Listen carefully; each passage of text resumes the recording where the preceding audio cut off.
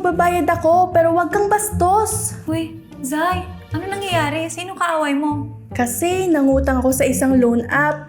Na-delay lang yung pagbayad ko, kaya eto, tumawag sa akin yung agent nila. Naniningil pero nagmumura at ang bastos. Grabe naman sila. Bakit ka kasi dyan umutang? Next time, pag need mong umutang, sagot ka ni One Hand.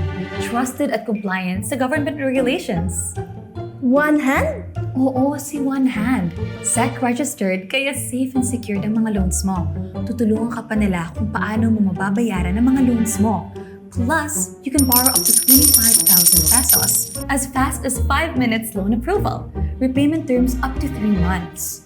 With a daily interest rate of 0.49% only. Ano ba mag-apply kay One Hand? I-click lang ang link sa baba para makapag-apply.